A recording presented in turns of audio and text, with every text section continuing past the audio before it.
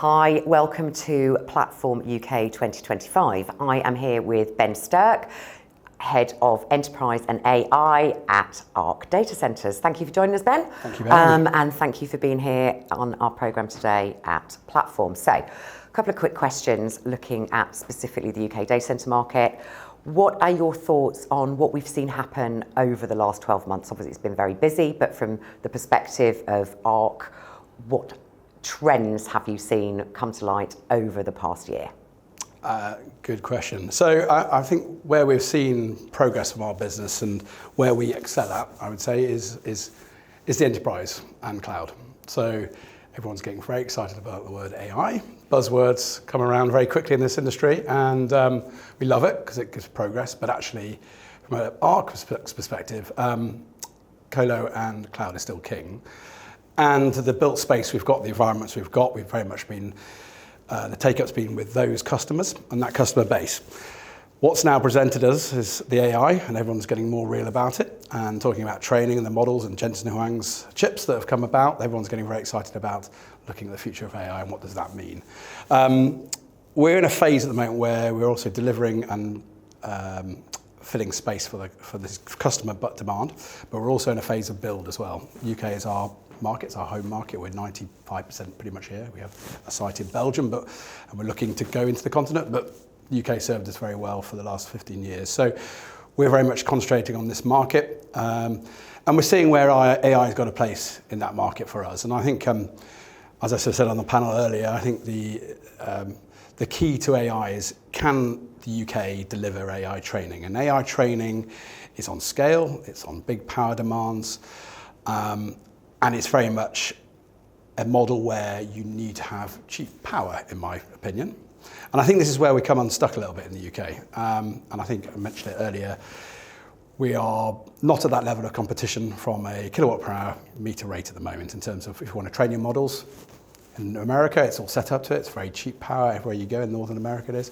And now in the Nordics, as we know from discussion before, it's a very cheap market to be in. If you want to train AI in the UK, I think we've got to get over understanding how we can make it more attractive from a power perspective.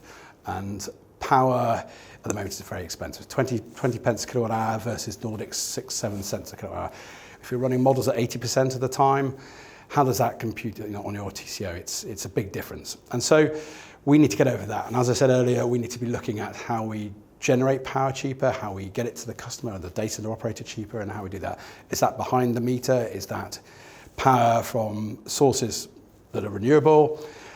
Yes, but I think ultimately we've got to take control of the base load. We've got to get there with nuclear, in my view. I was quite strongly opinionated about it this morning, but the news that came out this morning of Keir Starmer saying we're backing nuclear, we think it's SMRs the way forward, and we want to cut through the red tape of planning to get there. Very good, like that. And as you said in your keynote this morning, that the government's backing AI. Well, back it by giving us cheap power, cheaper power. Nuclear, SMRs, great. Now, SMRs, we think possibly 10 years away before you actually get there, because this is nuclear at the end of the day. But where I was strongly opinionated earlier about is the MMRs, the micro modular, where we think they're a bit closer, and that could enable us to get a competitive advantage.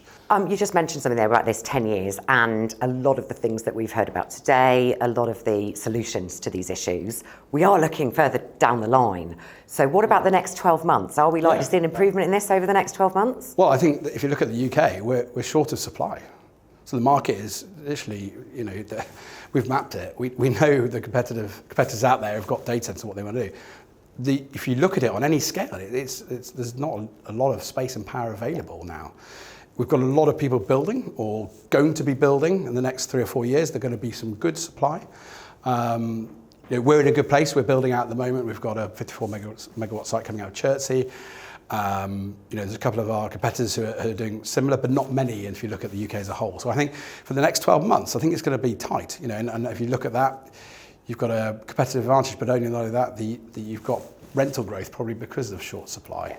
But we've got economics. It is. But we've also got a challenge. I'm not saying it's easy for us because it's not.